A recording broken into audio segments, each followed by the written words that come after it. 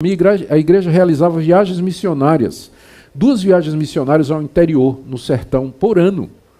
Então, nunca abalou minha convicção de que, apesar de que Deus é soberano e que ninguém pode ir a Cristo se não for dado pelo Pai, mas isso não quer dizer que eu não devo anunciar o Evangelho a todos. Os grandes missionários que começaram as chamadas missões de fé, como Hudson Taylor, por exemplo, eles eram calvinistas. Os calvinistas pregaram o Evangelho. Calvino enviou para cá, na primeira leva de evangélicos que veio para o Brasil, que foi em 1555, que eles chegaram na Baía da Guanabara, veio um navio cheio de pastores huguenotes enviados por João Calvino lá da França, para a evangelização e colonização aqui do Brasil.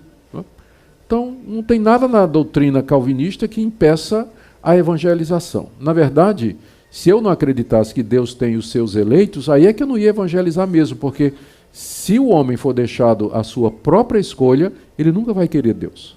Se Deus não tocar no coração dele, não mexer as circunstâncias, não iluminar a mente dele, ele nunca vai escolher Deus. Então, nossa evangelização vai ser em vão.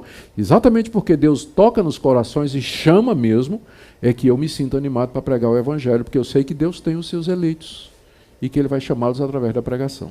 Então, um calvinista que não evangeliza, pode ser um hipercalvinista, que é uma deturpação do calvinismo, que acha já que Deus elegeu, não precisa pregar. Então, esse pessoal, eu não acho que está correto, não. Está muito errado. Essa teologia reformada, especialmente a soteriologia, ela tem ganho bastante campo entre os pentecostais brasileiros, né? E alguns nomes de expressão nos Estados Unidos, como Dr. Wayne Grudem, John Piper, o próprio C.J. Mahaney, são calvinistas que creem na continuidade dos dons espirituais. Uhum. Como é que o senhor vê existe essa possibilidade de harmonizar essas duas coisas? Eu creio que sim. Quando a Reforma Protestante surgiu, e com ela o pensamento de João Calvino e de outros reformadores que se inspiraram em João Calvino, eles estavam lutando contra, em primeiro lugar, contra a Igreja Católica, que afirmava a continuação da revelação. A Igreja Católica acredita até hoje em revelação contínua.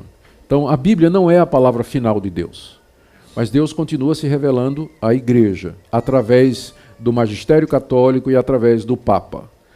E, por conta disso, é que eles têm doutrinas como o nascimento, a virgindade perpétua de Maria, a ascensão de Maria ao céu de 1950 e poucos, né, que é o dogma de que Maria subiu aos céus, exatamente como Cristo subiu, porque eles acreditam em revelação contínua. Então, na época da Reforma, os reformadores, eles entenderam que essa porta aberta de novas revelações era a causa de todas aquelas doutrinas erradas na Idade Média.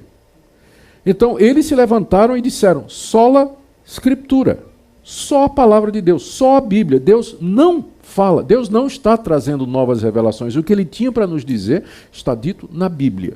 Então, não há novas revelações. Então, de um lado, os reformadores estavam enfrentando a doutrina do papado, que pressupunha novas revelações. E tinha também o movimento anabatista.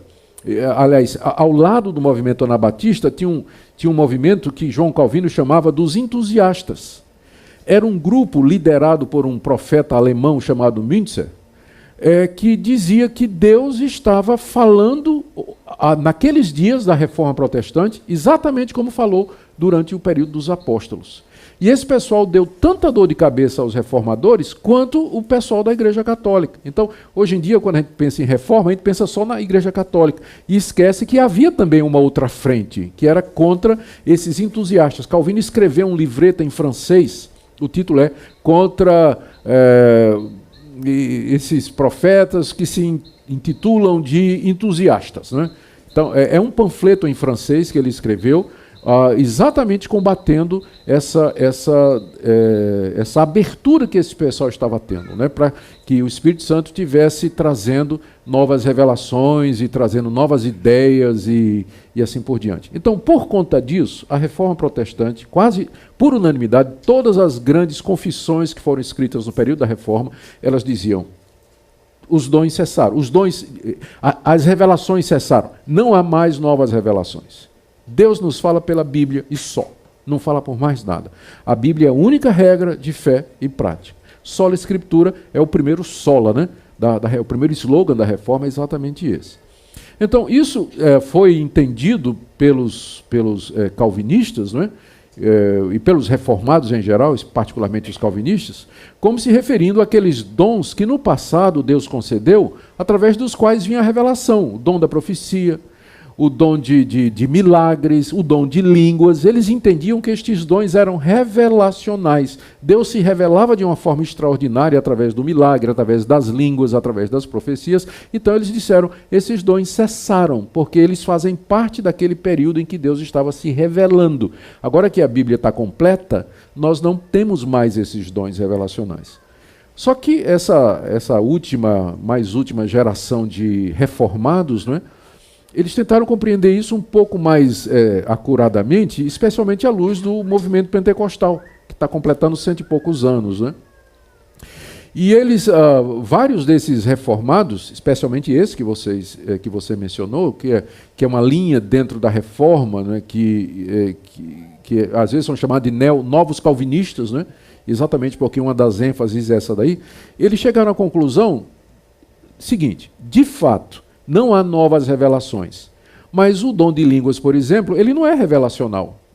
Ele não trazia nenhuma nova revelação. O dom de línguas era um milagre que acontecia em que a pessoa se dirigia a Deus numa língua que ele nunca tinha aprendido. Mas aquilo não trazia nenhum conteúdo novo.